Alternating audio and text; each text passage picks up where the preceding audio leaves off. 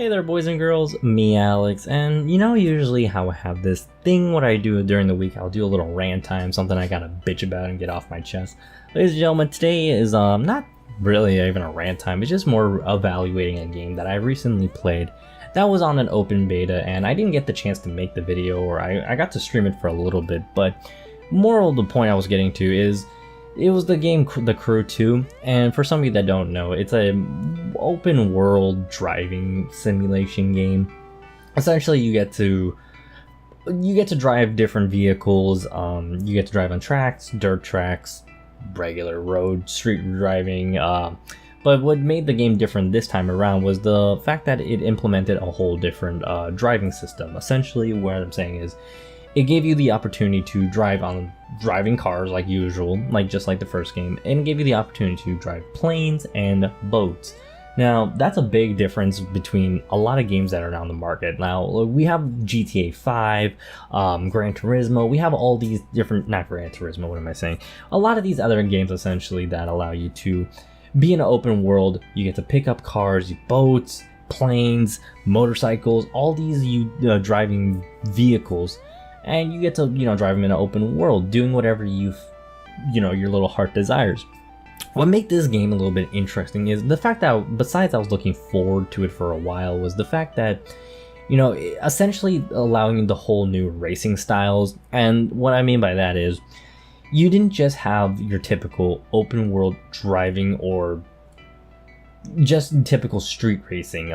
You did have the opportunity, you can go on a dirt path, you can do drag racing. You have the opportunity to not just only street race, but like I said, drag racing, track racing, rally racing, even down to the boats, even flying planes. Personally, I wasn't a big fan of the planes just because for the fucking life of me, the practice of the mode, I didn't get much footage of planes and boats. I was mostly playing majority of the cars, but yeah, when I was flying the plane, I just kept crashing into everything, and I couldn't control the plane, much less keep it up in the air, and if I did, it would just stay straight and just crash, or just go straight down and crash. So I wasn't really a fan of the plane aspect of it, but the boats was actually kind of interesting because you don't have really see much boat racing games these days, and the fact that you were even able to you're pumping nitrous out of a freaking boat, man. That's pretty fucking awesome. I'm not gonna lie to you on that. Aside from the plane sucking, in my personal opinion, I'm sure I was the only one that sucked ass at it completely. But like I said, the game was in beta.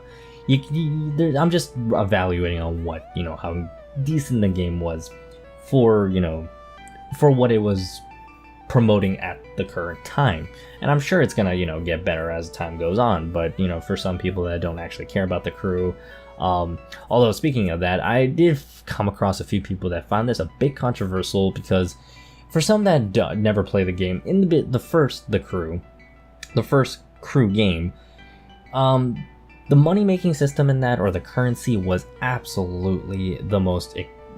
You had to grind very hard in order to get a vehicle. Now, by that is you can do your missions, but for a common, let's say, like a car that everybody would probably like to get their hands on is probably a GTR. I, for one, I'm a big fan of the GTR. I've always liked the GTR. I've always played driving a GTR. It was the first car I ever enjoyed playing on any game platform. But with that being said, is just the fact that in The Crew 1, essentially getting that car would have cost you about probably 300,000 in-game credits versus, or you can actually buy the microtransaction, which was probably around, I don't know, 100,000. I was like spending like 10, 15 bucks on the actual, in-game currency. That was just to get a car.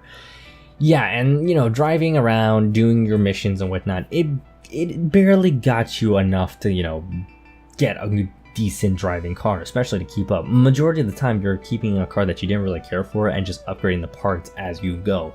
Some people didn't really care for that. I, for one, kind of did, because I'd rather have enjoyed a car that I know I could have, a car that I dreamed of driving or owning. And putting it into a simulation mode, it's kind of like, I would like to, win games with a car I enjoy. Let's put it that way. It's becoming nitpicky the way I'm making it sound, but What makes this one, the Crew 2, a little bit better is gaining money is a lot more easier, I would say. But like I said, it was in beta. I don't know if they'll put a little bit more of a challenge towards it, but I will say buying cars was a little bit easier. They're not so much cheaper, but I would say you have more opportunities to get money and gather it quickly. Like coming in first place in a bunch of races, they reward you with a very hefty amount, like with $13,000 or up to $15,000, and not just winning a coming first place in a race. Your second place will get you about 10, and third place will get you excuse me, will get you about a little lower than that, probably $8,000 to probably $9,000, and that's not bad for coming in third place in a race. But with that all being said, you do have the whole implementing of the drifting. I did end up buying it. You get to buy different classes of cars, which was pretty interesting because in the Crew 1 you didn't really get that opportunity to buy a certain class of cars. Like I said, you have a drag racing car, which it gives you a roll cage. It gives you bigger, fatter tires, and to be quite frank, it's built for drag racing specifically because you can't make very hard turns with it. Otherwise, the whole thing would just take like a year to turn, and then you're crashing halfway into like a pile of trees or whatever is in your way. The drifting, yes, I actually enjoy the drifting a lot because half the time there is no handling whatsoever. Once you turn the wheel, the whole car wants to just to do its own thing. But it gave it a certain aspect of challenge in it, and there's little markers around the entire game where you're supposed to do if you can do a long drift, you get you earn a certain amount of money, or it puts you a challenge against everybody else around your region area, which was pretty interesting. I must say it was a fun playing that, I will say. I did end up buying the RX-7, every fanboy's drift vehicle, I guess. I don't know. I saw it there. It was nice. I thought Initial D right off the bat, so I was like, gotta go fast with that. But with the rallying, I didn't do too much of the rally racing, but I did end up going in with the I forgot, it was a Mercedes truck they gave us. I know Mercedes is not really well known for their trucks, but it was interesting the fact that it gives you the opportunity. You get to choose your routing. Essentially, you don't have to play by what the route tells you to do, but you get the opportunity to choose. Like, there's a mountain right in front of you. You have the opportunity to go either way, around left or right around it. That is really your choice. The only thing I will complain majority on that is the when you hit the water, you don't know exactly what's deep and what isn't, and when you do go deep, it will just crash you into it, respawn you, and then constantly puts you right back in that same zone where you will crash back into the water. And it's absolutely fucking annoying, but hey, I guess that's its implement of challenge, or maybe that's just something they need to work on in the game. But overall, I think I believe the parts to upgrading your vehicle along the way is a little bit more obtainable every time as time goes on, as you upgrade parts.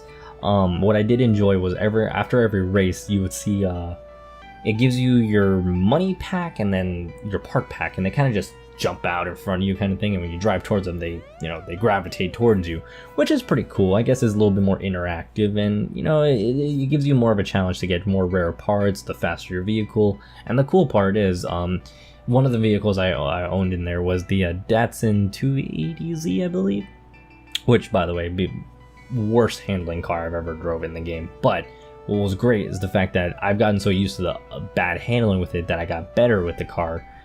And as time went on, the better parts I put, you can watch your handling progress better. And that's pretty much with any other, open world or car-based game that, involves a lot of, tuning and, whatever and that such. But overall, ladies and gentlemen, I've pretty much gone on long enough just ranting about the whole game. But it's a fun game. I personally enjoyed it. I don't know if, if you guys in the comment section below, let me know if you guys enjoyed it. Tell me what you guys think, what could have been better in the game. Personally, I hated the plane section of the game. I kind of avoided that the entire time. The boats, I did give it a shot here and there. I would say it's my second favorite, and the cars is just that's what I came there for.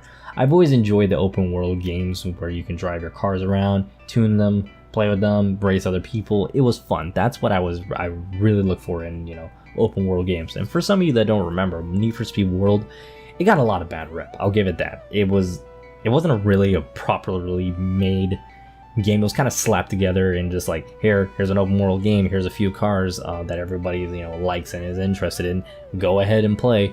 I'm not gonna lie, I poured my fair share of money into that game, but it was nice to see that they brought back another open world game, and this time a little bit more, I wouldn't say easier, but I would say it's a lot more user friendly.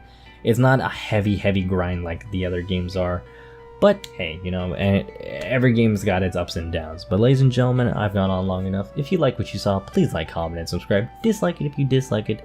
This is me, Alex, and I hope you guys enjoyed tonight's video.